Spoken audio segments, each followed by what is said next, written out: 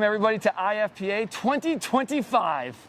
Yeah, Patrick, and what better way to start off the show with an interview with one of our favorite sponsors, Continental Fresh. That's right. Let's go ahead and chat with Robert Kabili and hear what's going on with mangoes, tariffs, and the best hike that goes on in the industry that I'll be on next month. Oh, the hiking for water. Absolutely. Check it out without a doubt.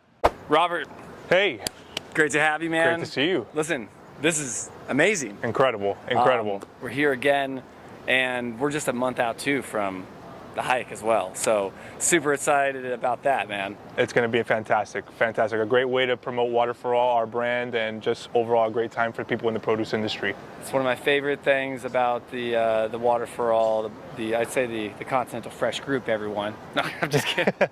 It's the hike, Yes. but more important, community, and then with every box sold, right? Every It box gives we back. sell is a percentage of every box we sell goes to water projects and sanitation projects in Latin America, Yeah. mainly the DR. So this hike gives a great opportunity for people to reflect and see some of those projects firsthand in I person. love it. And you and Albert have been working together for how long? We're going on 8 years now. 8 years. 8 years. How do you like it? Fantastic. I can't imagine a life outside of produce now that Yeah, I've man. been in produce 8 years. It's Or incredible. Albert. Or yeah, I need Albert in my life Right? also. Yeah. Right?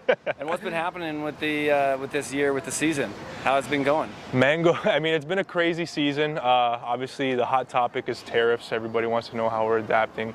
But we're produce people, you know? We adjust, we adapt, we find a way to resolve things, and ultimately we're doing okay. It's going to be okay. Yeah, you're so right. Tariffs and, I mean, with everything going on, right? The geopolitical situation.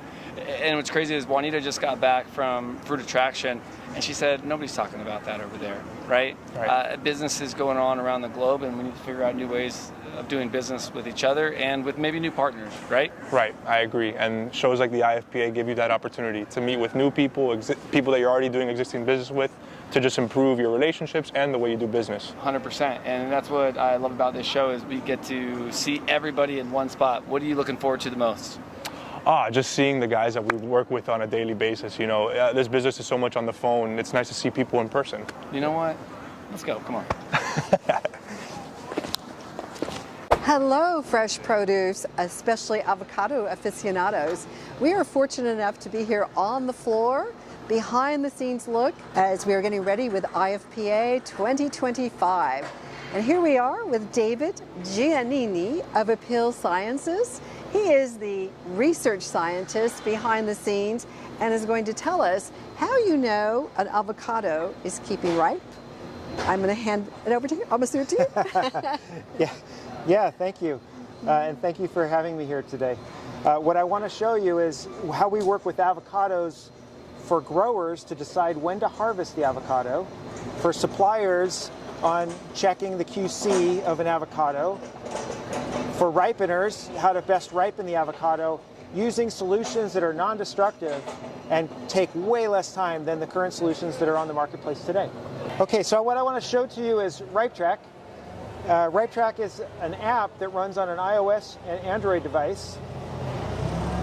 Here I have it running on an Android tablet, along with a spectrometer for non-destructive analysis for dry matter and firmness of an avocado. I'll go ahead and launch the app, and I'm just going to turn on the spectrometer at the same time here.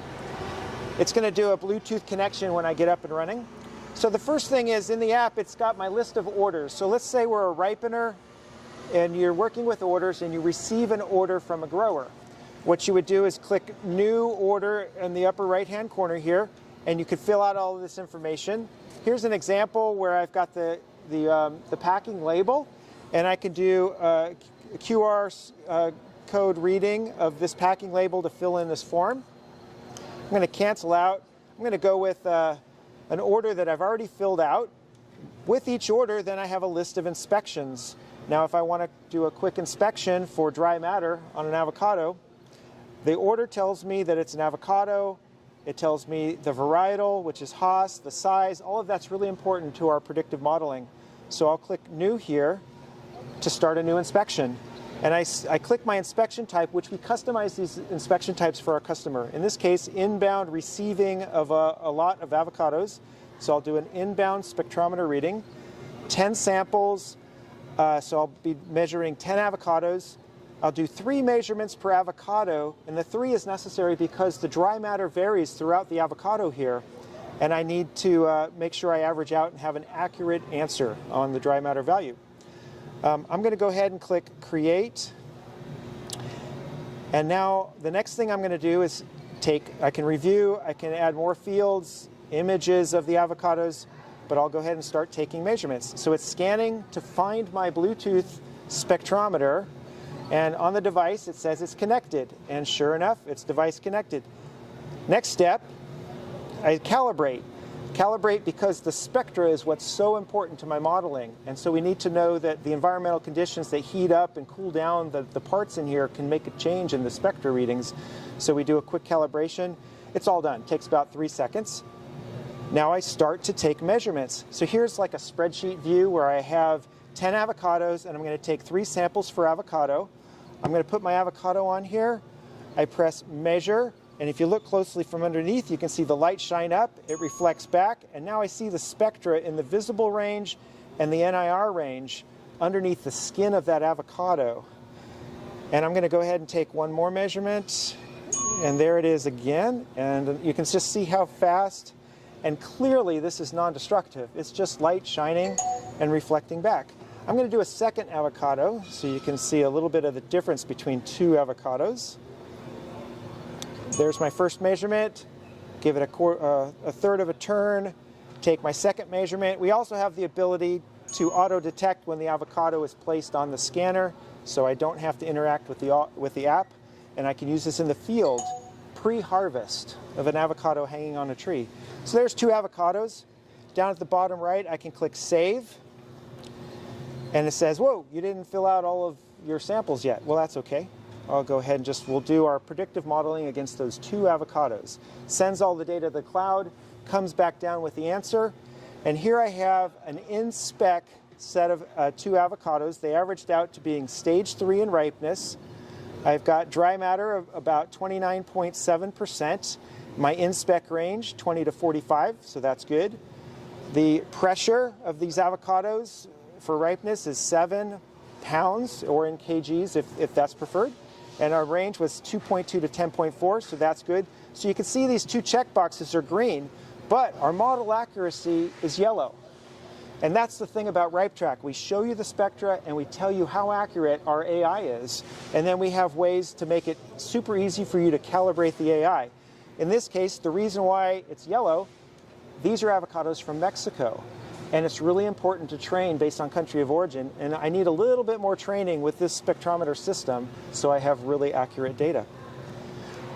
Once the data is collected, it uploads to the cloud, and then I switch over and we have our business intelligence dashboard. So for a ripener, their goal for ripening could be stage 1, 2, 3, and 4. That's the different hardness of an avocado. They want very few at stage 1, less than 7%. It's red because it's over 16%. They want most of them at stage 3, and then very few at stage 5, less than 3%. They have 4.4. So a ripener can quickly see from their data sets and then take action to improve their ripening. They can look and see how they're trending the last 12 weeks, 4 weeks, 2 weeks. And in this case, yeah, we've got some problems, but the last 2 weeks they're trending really well. They're at 82% in spec. That's great. So maybe they can just back off and go have a cup of coffee. But if they want to, they can drill down into the particular facility where they're doing the ripening that's maybe having some problems. We have filters on the dashboard. We can drill down, see the problem that that facility is having. And with RipeTrack, all this data can be communicated with suppliers, with the growers, and with the ripeners to help improve throughout the supply chain. What do you think? I think it's wonderful. Consumers are really going to benefit. They're going to get it at the right stage they need it. And you know what? You could actually buy one and use it in the store. Oh. So how many would you like to buy? Of these or the avocados? Oh. One of this and some avocados. There you go. Sure. So thank you so much, and I think this is a great insight in terms of what you're going to see tomorrow when you pass by the Appeal booth. Make sure you stop by and talk to David Giannini. Thank you so much. Good morning. morning, fresh produce aficionados. And today we are here in Anaheim, California, Ag Life Media, of course, covering the show. It's a beautiful sunny day here, IFPA 2025, and we have the pleasure of meeting with Miriam Fransom of Citrus America. And if you don't know what fresh orange juice tastes like, you have not experienced it, because they specialize in machines with fresh orange juice. And I'm going to let her tell you about their company. Awesome. All right, well, hi everyone. Glad to be here today chatting with you. So my name Miriam. I'm the Vice President of Operations at Citrus America.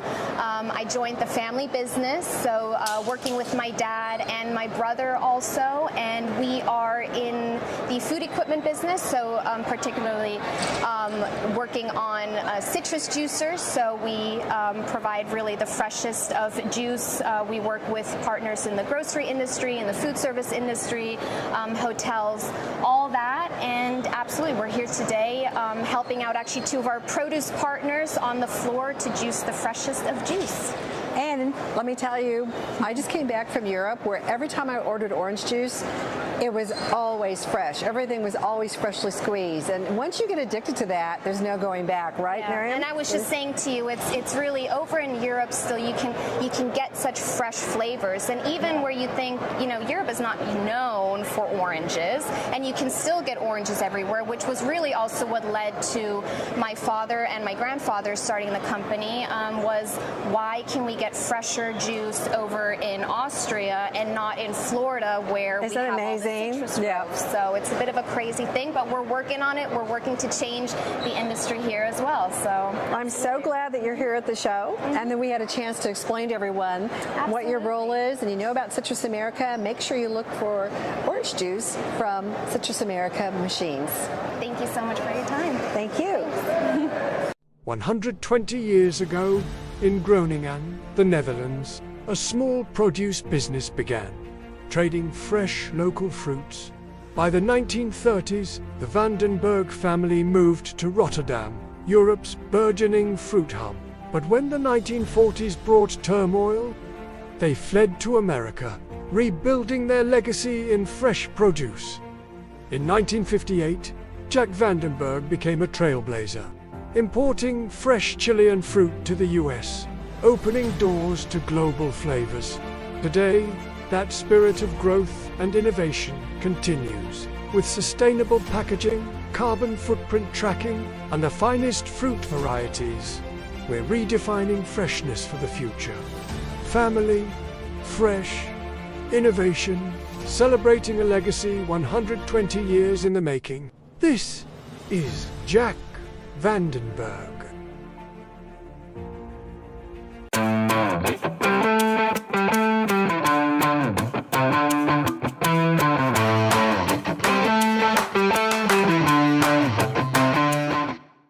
Good morning, fresh produce aficionados. We are on the trade show floor of IFPA 2025, meeting with many different wonderful, fantastic companies that serve you well. And one of them is the DRC. We're meeting with Jaime Bustamante, who has given some fabulous presentations. You've got to check them out on their website if you haven't done so far. But he's going to tell you about the organizations that support the DRC to help really guide you along your trade. Thank you, Juanita. Yeah, recently we've been working with different working groups, the North American groups, the supply chain group, and one more that is one of the most important right now is the fraud working group. We developed that with the Blue Book, PACA, and other players in the industry, and developed these guidelines that have indication on how to prevent falling into one of the fraudulent activities out there, which have increased tremendously lately. With the supply chain group, we're working mostly on the transportation side. We had really good discussions a couple of days ago in that meeting where the best practices for transportation are going to be reviewed, and we're going to be involved in that. The North American Working Group, well, I don't need to say much about that. I think it's we all know what's going on. And yeah, so it's been a fantastic couple of months, traveling everywhere, participating in a lot of events. You've been on the trade show circuit like we have. Yeah. Well, I'm so glad to hear that you're reinforcing this, and not just here in the U.S. market, but you're global. Yes, we've recently participated in Fruit Logistica, Asia Fruit Logistica in Hong Kong, where it was the first time participating, and we had a chance to understand and know the market better and see if there's an opening for a dispute resolution mechanism such as DRC to be part of it. We were last week or 2 weeks ago in Fruit Attraction in Spain, where we've been participating there for the past few years, and our membership has increased in that area, which is one of the objectives. But the main objective we have right now is to promote the DRC as a trade standards body for the industry. Trade standards provide the backbone for commercial transactions to understand the rights and responsibilities of companies when they're doing business. Our trading standards, transportation standards, good arrival guidelines, and other guidelines that we have establish the rights and responsibilities of the parties in a contract, and where that contract is silent, our rules enter to play to protect both buyers and sellers and transportation companies in a dispute, right? But yeah, we focus mainly also on the prevention part. I was just thinking educational of that. part. Yes, it's all about education first, understanding those contracts, and also the best thing to do is prevent, because you don't want to get into anything deeper than that. Yeah, I think everyone needs to do their due diligence now, and one of the things is learning what are the terms that are being commonly used. I was recently in that presentation that you mentioned in Fruit Attraction, and the main question was, okay, you talk about Incoterm, so where is the best Incoterm that I need to use?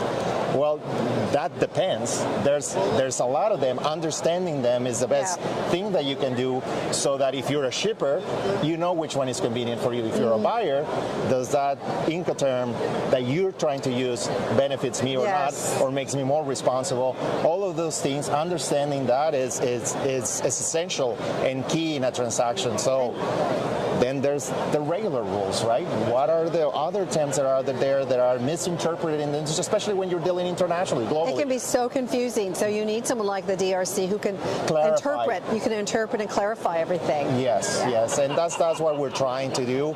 The North American market uses certain terms. The European market uses different terms. And it all means the same thing, but just different terminology. And maybe different places. Same concept, different definition. Right. So at the end of the day, you all want to speak the same language. Yeah, and that's what we're here for. So thank you so much, Jaime. We're really pleased that we could meet you here, and you took some time on this busy trade show floor, because it's the first day and it's just really buzzing. Thank you. Thank you, Juanita, and say hi to Patrick for me, please. Okay. Hey everyone, here we are back on the floor of IFPA 2025 in Anaheim, California. And it is buzzing and exciting, because we are now with ZAG Technical Services. This is Dave McCary of ZAG. And if you have not checked them out, you must go to their website. There's a lot of valuable information to help keep your IT network safe and secure. Dave is going to tell you some of those things that you should be looking out for. Over to you, Dave. Happy to. In the realm of fresh food, cyber attacks have grown so vastly over the last 5 years that it's a topic now that everybody talks about. Every executive struggles to go to sleep knowing that one attack could stop them from shipping product. And so my first recommendation to any fresh food company is, or my first question is, do you know where you stand? A lot of them don't. The highest risk, I think, in cybersecurity and fresh food is just not knowing what position you're actually in. The way you do that is by having a third party come out and do an IT security That makes audit. perfect sense. ZAG is one of those companies that does that. They're not the only ones, but I would say that if it's been longer than 2 years since you've had a firm review your IT security, you should have a firm come in and do so now. The realm of the hacker from the basement is long gone. These are now often state actors. They're highly funded criminal enterprises. And they know what they're doing. They know what they're doing. The total revenue for cybercrime a couple of years ago surpassed the U.S. GDP. which means they're never going to stop. So there's no set it and forget it. And because computers have become so essential to our industry, to our ability to feed the world, knowing where your cybersecurity stance is allows you to choose essentially what insurance policy are you going to do? What kind of protection are you going to put in place? And it very much empowers your IT team to do the job that they really are responsible for doing, which is ensuring that the machines that run the business are available for the people who run the business. And I would think too, it's going to also show where you're most vulnerable. Yes. Because it's like a house. There might be certain windows that are easier to get into, easier entry than other areas. And that's what you're looking for. Where are those vulnerabilities? Yes.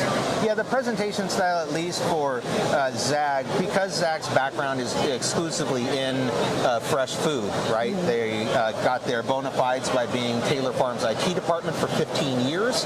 That's and huge. So their focus is very much on delivering those in a way that is detailed towards a fresh food business, as opposed to the Chicken Little sky is falling, everything's scary, you got to spend millions. It's really a practical thing about trucks got to ship, product has to move out the door, so what do we do to ensure that that happens? And their focus around cybersecurity is really dedicated to that moving food, as opposed to banks and the like. To that end, I would think it even make them more valuable to the end user, because they want to know that there's a good prevention system there, that they're not going to, the possibility of them getting hacked is very low. So they're going to always have that delivery coming. Yes, absolutely. Yeah, in the realm of fresh food, the mark of a very well set up cybersecurity environment is that if you get hit by a criminal, you are back up within 24 hours and you do not miss a shipment and you do not pay the ransom. That's the best case scenario, and Zag certainly has been a part of many companies in our industry that you all and we all know in helping them to arrive at that place. It's why I've been representing them almost 6 years and will continue to for the foreseeable future. That expertise is special. That's why they're at this show, because you've got all of your growers, shippers, some of the most important people here that need this service. So make sure you do check out Zag Technical Services. Dave McCary, thank you so much for sharing your valuable information. My pleasure. Hey, hello everyone. We have had a very busy day. We're wrapping up the afternoon at IFPA 2025 with a very, very interesting intergenerational family farm with the matriarch of Awahi Produce, Colleen Forer. Now the nice thing, or the interesting part about their farm, is part of it is located in Nessa, Oregon, and the other half is located in Idaho. And Colleen is going to tell us a little bit about their background. The whole operations is run by the family. So here's correct. Take it away, Colleen. Well, my husband Owen came back from the Korea War, and we were married in about 1954. Before he went over, I was engaged and waited for him to come home. And from then, he wanted a farm, and so then we started farming. 40 acres. Sometimes I would like to go back to those 40 acres. I bet, because it was probably nice and easy. Easier. And we have grown, and all our family's involved in the farming and all part of what we do. And tell us about what you have. You have the mint, watermelon. Mint, watermelon, corn, onions, and sugar beets. Yeah. And how many members of the family are working on the farm? 14. Wow, that 14 is family members. impressive. And they're from all, like the grandchildren up to... all the grandkids are coming back now. Some of them are selling the onions. Others are working in a warehouse. And the rest of us work on the farm. We all work together on different projects. Well, this is truly exciting, Colleen, because not many farms still have this strength of the intergenerational staying on the farm. They don't. Well, I moved to Nessa in 1939 from Burley, Idaho, and with my family, and then we grew up there, and then I met Owen there, and then after he came home, we were married when he got home from the Korean War. Then we started our family, and we started out with 40 acres. Now, where are you today? From 40 acres to where today? About 3,000 acres. And I take you're still very involved with the family business. I try to do the business and still try to help pay the bills. I'm not as sharp as I used to be, so my daughter helps me make sure we do the banking correctly and right. But I'm still very involved with everything we do. We have a meeting once a week as a family so that we air what our problems are and try to solve the things that come up. Because being a family farm isn't always easy. There's a lot of challenge of everything, especially with our younger generation. They all have a desire for more money than we ever had. Yeah. And we have to. And they have TikTok ideas, and right? They say they want so much for a wage. We think back to the wages we grew up with, and it's very difficult. Sometimes we have to agree to disagree. Well, Colleen, it's really been a pleasure to meet you. Thank you. I've really been very honored. Appreciate that. Thank you. And our listeners are going to be very interested to learn. I mean, this is you're one of the rarest companies here. Well, I appreciate that. We are a family, and we try to stay that way. Thank you. Well, thank you very much. Thank you. IFPA 2025, and I'm walking the floor, and I get to see the USA Pears booth, and it's completely different, or maybe a little bit different than what I've seen in the past. And I'm here with Carrie Ann. How are we? I'm great. How are you? I'm amazing. The show is obviously completely packed. Look at it. Yes. How are you loving the new booth? The rebrand is amazing. I enjoyed all the artwork beforehand, and what was great about it is I got to see what was behind the inspiration. Yeah, definitely labor of love, lots of research, but we wanted it to be fun and inviting and feel modern and fresh. And we were 40 years old. Our logo was 40 years old. I said it's like a really great house, but it was time for a remodel. Hey, so I feel that. I feel that. Seriously, sometimes it's okay to revamp. Yeah, definitely. You know, we are very respectful of our heritage, but this was something that was really a really exciting moment for us as a team, and I think that it really shines in a very unique way. So I mean, look at this. I mean, this is great. I do love this. And you promised though that the pears were still going to be hanging. Yes. So we're kind of known for having 2 pears hanging from the ceiling. So it's no longer 2, it's 3. So we have a kind of a unique take on it, and we didn't want to be an inflatable. There's other inflatables now, so we have to keep reinventing ourselves. First time with a chalk artist. First time with a new mobile that's our pears hanging from the ceiling. So yeah, it's a whole new experience. It's a fresh look, a fresh experience, right? That's how I feel. It is very modern. When you walk into the booth, the lights, the color, it attracts you. I always say it's like a funnel, right? And in sales, right, it's a funnel. Everything's a funnel, and when your eyes get funneled in, you stay longer. It attracts you, right? You want to be there. One of the best things I heard you say on the podcast when you were with Juanita, it was like, listen, if cottage cheese can make a comeback, so can pears. How are we doing with this? Are pears making the comeback you want to see? Well, I think it goes without saying that we are a whole new different game than we used to be. We have a lot of work to go, don't get me wrong, right? Consumers are certainly learning about it, but this is how we get there. This is how we attract them. This is how we make sure that we are noticed. We don't want to be the forgotten fruit. And pears are amazing. Pears are amazing. They needed a new PR team. They are amazing. IFPA 2025, we're in Q4. What's one thing you'd like to leave everybody who's watching or who's not here or who sees or listens to the podcast in the upcoming months? All right, so we have a new website. It's going to be, this is phase 1. There's 4 steps that are going to be happening on our website, so it's going to continue to grow. A lot of fresh, exciting new content. But I think the most important thing, and the thing I really want everybody to watch out for, is pears are coming for all of you. So this is day 1 of a new beginning. I love it. Carrie Ann, thank you so much, and look forward to watching how pears make their comeback.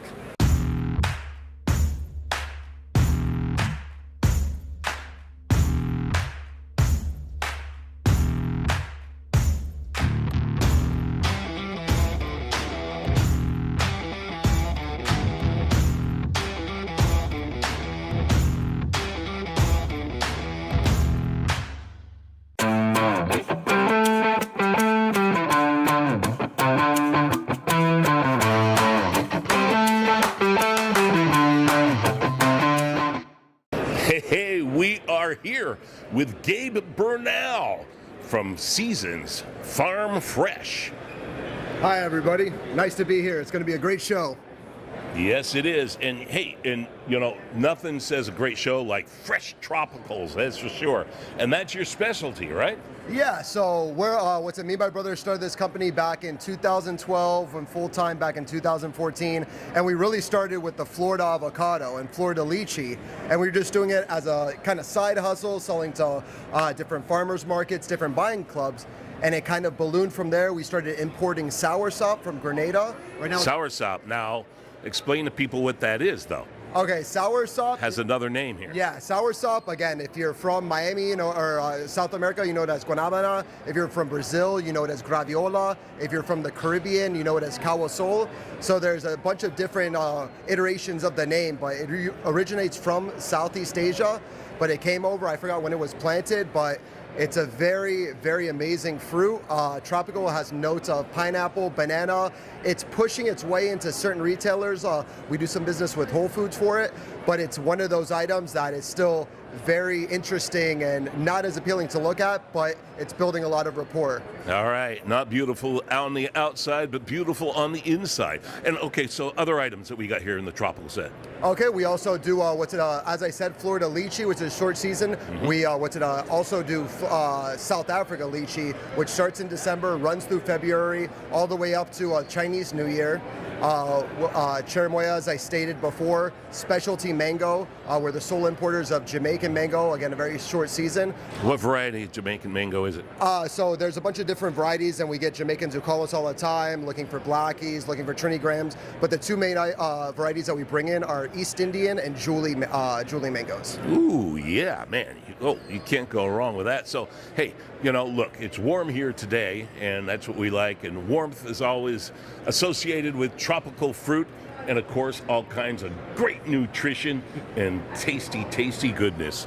All right, the cherimoyas, you have several varieties of those too. You get some out of Florida, you get some out of California too. Do you do California cherimoyas? Because I know we're growing them here now too. So Southern California. Yeah, so Florida doesn't have cherimoya. The temperature doesn't allow for it, but it has cousins. So sugar apple and atamoya. Also, Rolina is another cool variety. But that, as soon as you look at it, it turns soft. It's a big yellow. It tastes like tastes like a custard pie. That's a very amazing fruit. That's why people eat it with their eyes closed. Exactly, Dan.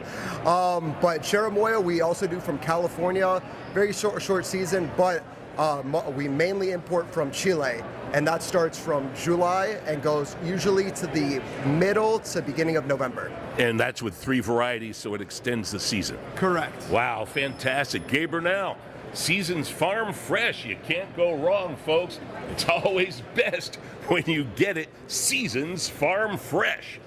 All right, folks, here we are at Owyhee Produce, Buck. Naked onions, Owyhee mint oil, all kinds of groovy things with Smilin' Jack. Oh, wait, not Smilin' Jack, with Shay Myers. Some folks may know who Smilin' Jack is. I don't know who that is. No, you don't know who that is? No, I don't. Oh, it's an old comic strip of a airplane, a ace. Okay. And that's you, right? Yeah, I like to fly airplanes. I know you do. I do. I know Yeah, you it's like a good to- way to get around. Yeah. I get around. That's by the Beach Boys, right? That is, yeah. We can start Absolutely. singing that, but I don't sing. You can do it for us. No, I don't want to sing it either. All right, onion time. All right, what do we got here? We got something new, exciting, and ready to roll, Daddy-O. Yeah, we're pretty excited about this. Unstinkable onions. Unstinkable onions. Everybody hates the way their fridge smells when they have onions, right? So what this is concept, but the final design is coming out. It'll be give you the chance to pop this thing open, grab one onion that's already pre-peeled, ready to go.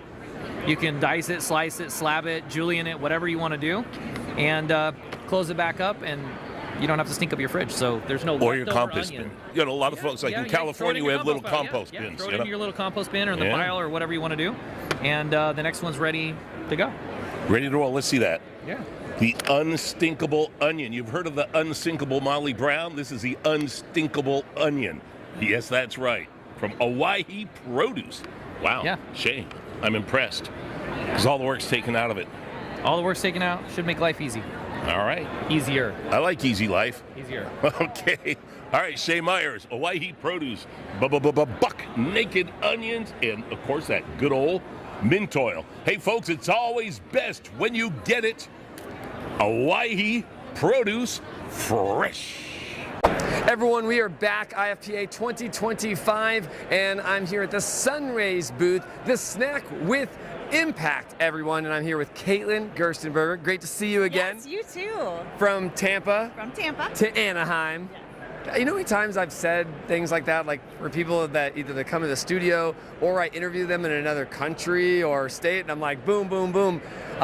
It's all about a great produce community, am I right? It is, and that's what's so great about our industry is that we are everywhere all the time. Everywhere, and we sell the best products. Oh, absolutely. In the world. We do. Am I right? Yes. 100%. Talk to me about what's going on with Sunrays. So this is very exciting. As you know, our Sunrays brand was originally rolled out for imported mandarins, right. And then we expanded it to our imported grapes about 4 years ago. We've had a really great success with that.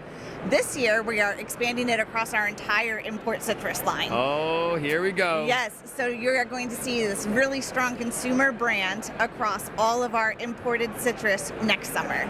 And how do the retail partners, how do they feel about that? Are they excited that they finally, if they can order from one location, they get multiple items in the same brand versus maybe a grower brand or something like that? 100%, and I think it also is just what we talked about before when I was on the industry podcast was about how the consumer brand recognition is so key and so important. And so now that you're going to have this really beautiful, colorful branding across the entire citrus category and the entire grape set, how impactful is that? It's amazing, and one of the things I love about the Sunrays brand is the QR code, so you're able to track where this fruit comes from. One of the biggest things, you talk about consumers, they buy more when they know where their food comes from. So Peru, Uruguay, South Africa, right? Chile, these are all places that we want you to know where it comes from, and that's what that little QR code on the bag does. And let's talk about sustainability, because some of these bags are fully compostable as well. That is true, yep. So we have our fully home compostable citrus netting. It's made of plant fiber, and it literally, you can put it out in your own compost pile out in your backyard, and it will break down within 2 to 3 months, which is pretty incredible. That's pretty incredible right there. Listen, we've got this Citrus America Citricasa juicer here at the Sunrays booth. We've got fresh orange juice, we've got fresh snacks, and we've got a fresh take on sustainability right here. So come check it out and be the snack with impact. Absolutely. Thanks so much. And we are back at the IFPA 2025 here in Anaheim, California, and I'm with, obviously, I always keep saying one of my favorite people, could be the favorite, Tara Murray. Hi, Patrick. Thank you so much for stopping by the booth this morning. I was not going to. I know. Right? I know, because we have the best food at the show. Listen, yo quiero means I want. Where's that dog at? We need the dog. We need a dog mascot coming soon. Okay, there may be one coming very, very Not a blow-up dog, not a little plushy dog, a real little chihuahua. Real dog. You got it. Actually, we have one coming. Stay tuned, everyone. Stay tuned. Tara, okay. again, Yes. biggest show here in the United States for the year.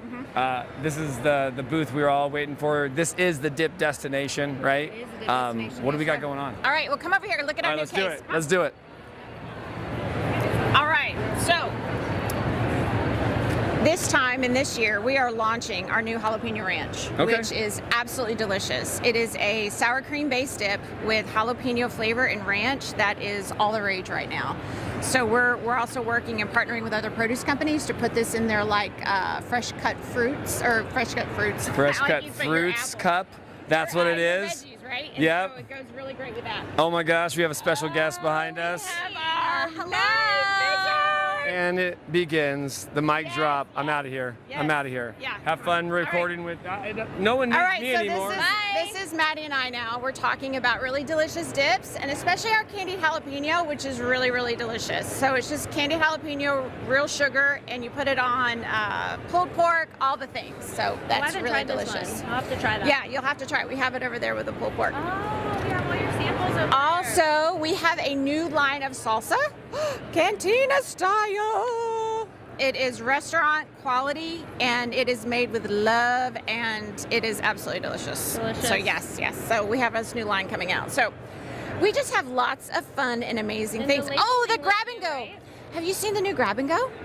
No. The new Grab and Go is perfect for busy people on the go, hence the name Grab and Go. Yes. And it actually fits in your cup holder and also on top of your Stanley. So as you are dipping in the car, yes ma'am, you don't have to dip very far. What was that? I don't know. That was. He probably was Is that one of guacamole. those? Is that one of those Bulu Hulu things? What are those things? I think What it is was a that? Labubu. Was it That's a not a Labubu? Labubu. Well, it should be. It does look like a Labubu. Anyway, we were just talking about the Grab and Go. They The do hot chili. Stanleys Uh, on Yes. top of it. Oh, Oh, and also too, this won the Good Housekeeping Award for Best Guacamole for 2025.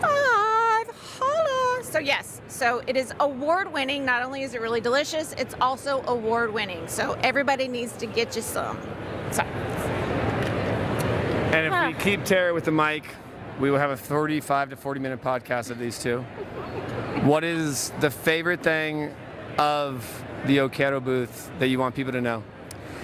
That we have delicious dips for any set in the store, whether you're trying to fill your produce set or maybe some deli people have snuck in and put it in their deli set, especially our candied jalapenos. That is brand new to the marketplace. It's that spicy, right? It's the spicy and the sweet, and they go great on everything. You know, kind of the generic thing is you just pour it over cream cheese and have it on some charcuterie board. Or for us here today, we have it on pulled pork, and it's so... On pulled pork, you can't beat that. I love it. This is the dip destination. Whether you're out in your local grocery store or you're jumping on a plane, these snacks are ready to go. So grab them, they're healthy, they're fun, and trust me, the kids will enjoy them. So come by the Oquero booth, and thanks, Tara. Appreciate you. And Maddie, as always. Thanks for letting me crash. Yay! All right, everyone, let's keep walking around the show, and let's get going on some fresh produce. Zeg Technical Services, we do many things. Managed services for IT needs, including consulting. Another area of expertise for us is cybersecurity, making sure that there's awareness and risk prevention. And then the final piece is the data and software services, where whether it's software automation, data management, even AI, we have things that we can do to help your business. Those are core components that your company relies on. So we have a rich history of being able to manage these IT services so that you don't have to worry about them. You trust us so that we keep your operations going and your business going ultimately. When we talk about what AI can do for you and the time savings, even though you don't think you have something that you can just put AI in, you probably do if you have a business case that could be benefited from automation or efficiencies that are brought in. We can trust AI to do those things, and the beauty of that is you can free up time for your employees to do more meaningful work. So even if you think you may not benefit, I think it's worth a conversation because you will be surprised. We'll walk you through every step of the way, and we're here to help.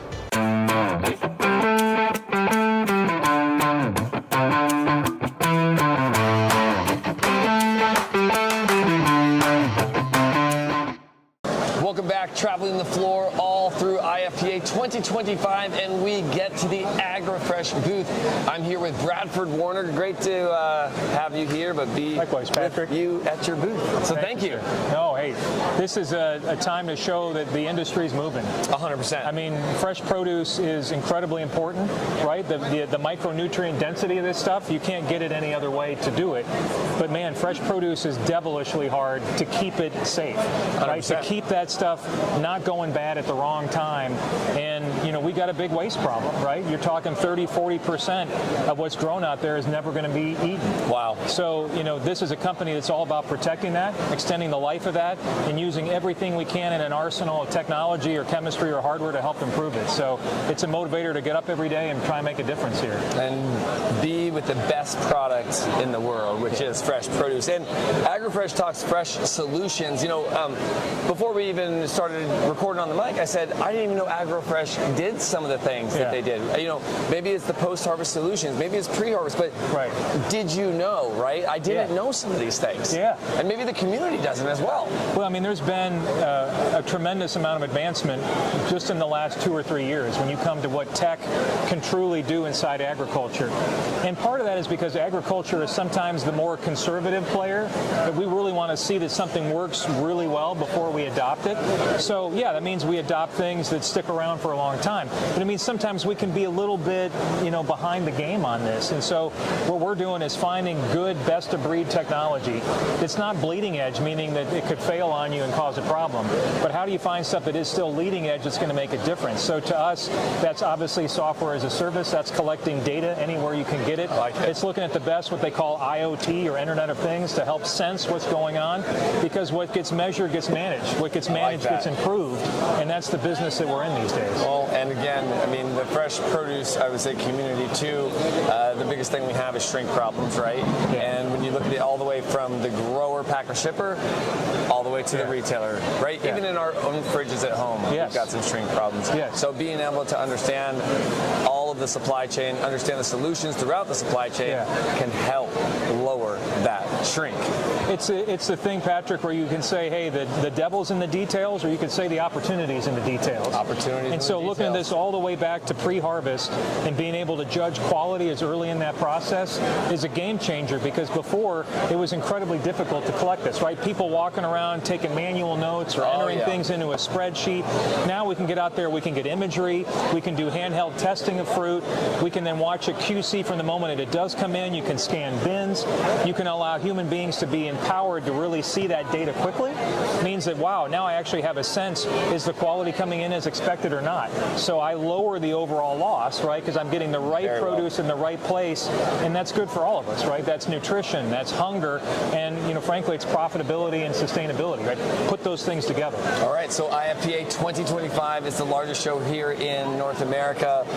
What do we want the industry to know right here, right now? I'd say it's like now is the time. Not every piece of technology that comes into a market is going to work, but you want to look to the people that are going to kind of de-risk that for you, and that's the role at AgroFresh. We look at dozens of technology companies every year, and as a mentor of mine once said, sometimes you got to kiss a lot of frogs to find the right ones in there, but when you do and you say this is something, hey, trust it, let's go put a proof of concept together, let's go out there and work the industry. I don't care whether it's berries or it's citrus or it's apples, we can find a way to make a difference in your business today. And not just a difference, you're innovating across the globe with fresh solutions, pre and post harvest solutions. Everybody get the comprehensive, I would say, solution package, right? Absolutely. Get the bundle, get it all together, and get over to the AgroFresh booth right now. Bradford, thank you so much for having me. Thanks, Patrick. Appreciate it, man. IFPA 2025, Dan, it is awesome. We're here at the Kopke booth and family of companies here, man. Oh, baby, the Sweetums brand, the top shelf of a citrus. Man, that's good stuff. Citrus season, import citrus season is wrapping up. And what comes after that? Well, when it is winter here, it is summer below the equator, so we're going to get all kinds of goodies like plums and grapes and cherries and even chestnuts, all kinds of goodies at the Kopke booth. Oh, man, it's good stuff. I love it. And one thing I always tell William, I say, when I see that Sweetums brand in the store, what do? I snap a picture and I send it to him. Why? Because we love to share the produce and supply chain community with our friends, right? Well, I thought you were going to say you snake a little piece of one of those Sweetums out of the bag and just munch it right down. Well, it's always best when you get it fresh, everyone. But realistically, here at Kopke and all of their companies, they're here supplying fresh produce for the retail and supply chain community, Dan, and not just the Sweetums. We know that's their top brand, but they have plenty of other products, plenty of other commodities running right for you. And guess what, Dan? Hey, it's a family business. Yeah, you can't go wrong with family business. I mean, limes and all kinds of great stuff. So, hey, folks, Kopke, when you see the Sweetums in the store, when you see some of these import grapes and stone fruits, remember, it's the Kopke family of companies that is bringing it to you straight from the farms. Hey, and I'll tell you what, it's always best when you get it fresh. All right, folks. Hey, Ag Life Media, IFPA 2025, and it ain't no jive because we're at the Dole booth with Bill Goldfield of Dole Fruit. Bill? Oh, you gonna take the mic? Okay. Yeah, I'm taking the mic. I'm very excited, obviously, because we're here to talk about our new Colada Royale pineapple that we're just introducing at the show. It's a fantastic new eat if you've never had it before. I know you have. Oh. And what was your take on it? Excellent. What a flavorful pineapple. This is definitely no gimmicks with this. Just good flavor. Good flavor. It's got hints of coconut in it. It's taken 15 years of development that we've done in Honduras to get this pineapple the way it is, and it's fantastic. It's a non-GMO pineapple. It's been bred traditionally and using 2 parents, one from Colombia, one is our tropical gold, and it's just a fantastic eat. So you'll get the exclusive interview with Dr. Roberto Young, who developed this in Honduras over the last 15 years, and you'll find him rolling out regionally right now in Texas, and it'll come out in other areas as we go forward. Well, when is it going to come to San Francisco? Soon. Okay, because we're going to get in the stores and get a lot of colada. All right, Bill. So now we're going to talk to Dr. Young, Dr. Roberto Young, the developer of this pineapple from Honduras. All right, folks. We promised you Dr. Roberto Young, and well, here he is, the developer of this colada pineapple. Welcome. Thank you very much. Thank you, Doctor. So tell us about this amazing piece of fruit that you've developed here. I mean, it's just such a tasty piece of fruit. A lot of work went into this. Oh, yes. Yes, this is a product of more than 15 years of work. This is a natural bred new pineapple that was developed for to have a unique and exuberant, different taste compared to the other varieties that we have in the market. So we are very excited that after such a long time of effort, we can bring this product to the market. What inspired you for this particular flavor? Where'd you get this? I mean, the ideas become things, and this obviously became a great thing. So where'd the inspiration come from? You know, we wanted to bring something new, unique to the market. We wanted to bring a new flavor to the market. We wanted to taste just like a pineapple, but a different. You can differentiate from the rest.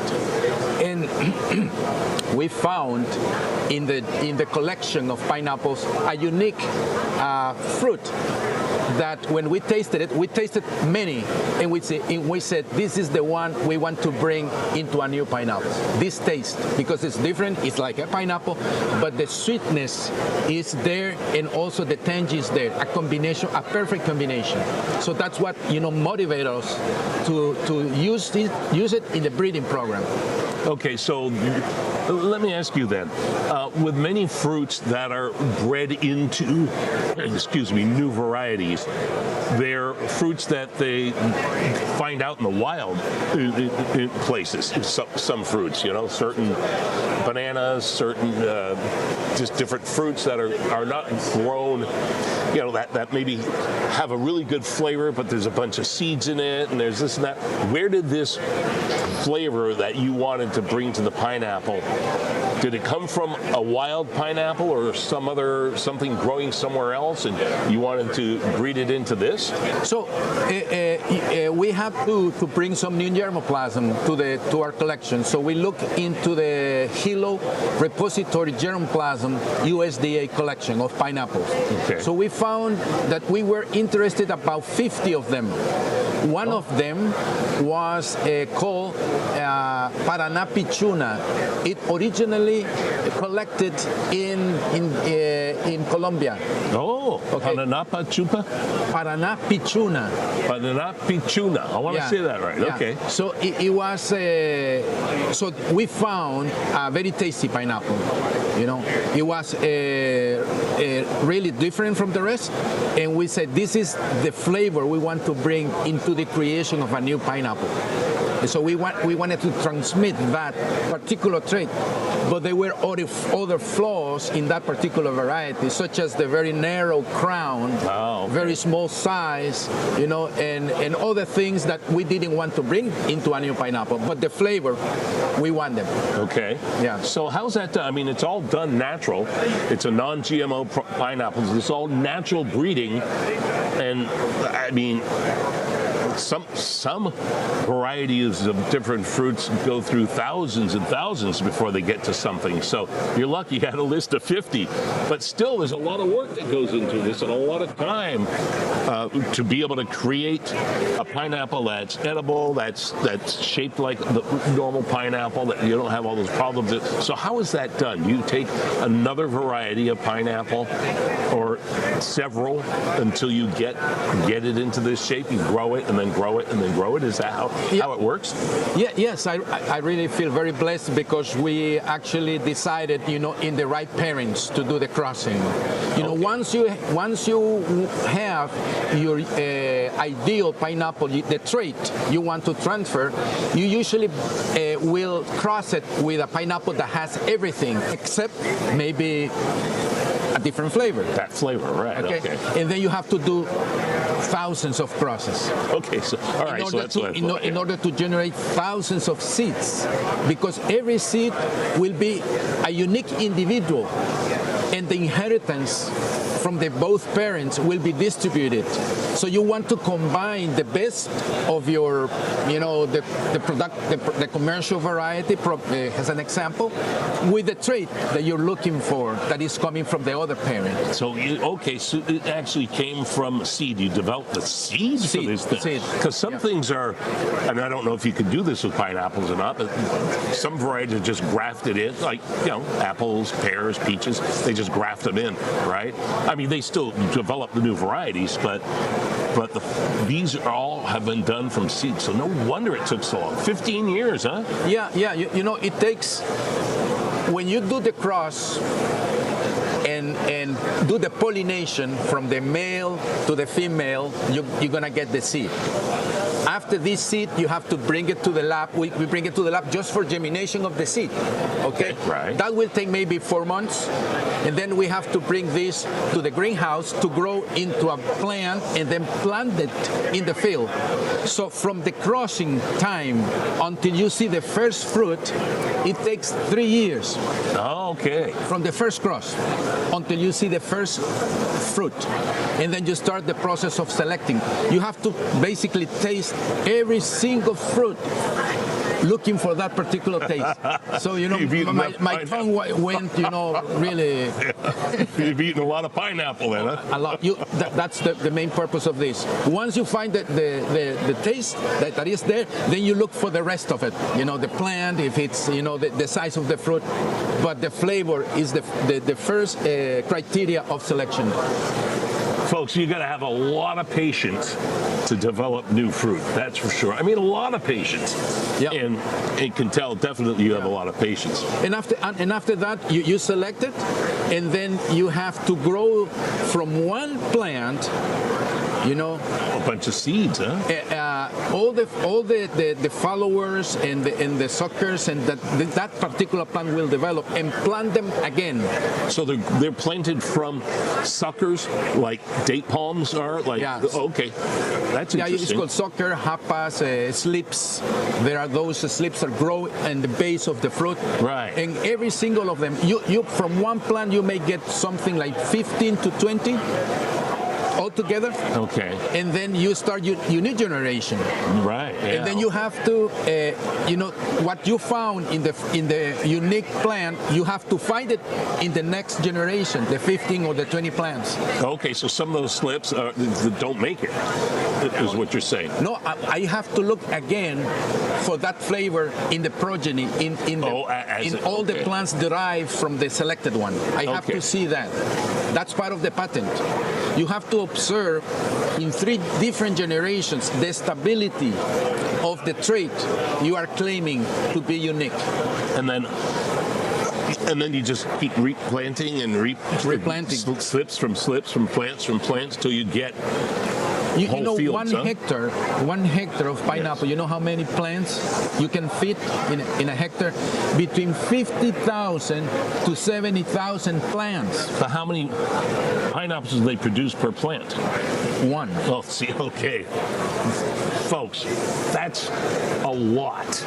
A lot. You see how much work and love goes into this? It's amazing, huh? So that's why it takes 15 years. Yeah.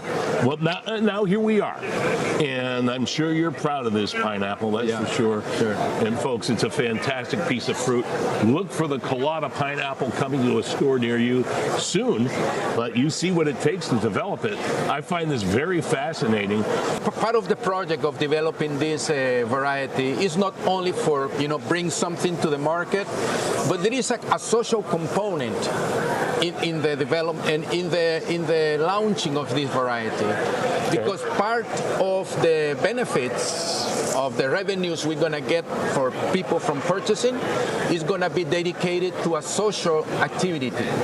We are going to build a community center for the workers and their families, and so we're going to have activities, social activities, giving health care to the people, educational, vocational training, computer courses, language courses, things that are of the benefit for the workers. To enhance their lives. Yeah. So this new pineapple, when you buy the colada pineapple, you're not just buying a great piece of fruit, which you just saw and heard from Dr. Young here, that took all that work and love to go into it, but you are helping the communities that actually work in the fields in the whole area of every aspect of it takes to grow this pineapple. So you're putting shoes on their feet and getting them educations and computers. All that love is in this pineapple. You gotta love it, man. Dr. Young, thank you very much and congratulations. Thank you. This is a beauty, folks, and I tell you, it's always best when you get it all fresh. Thank you.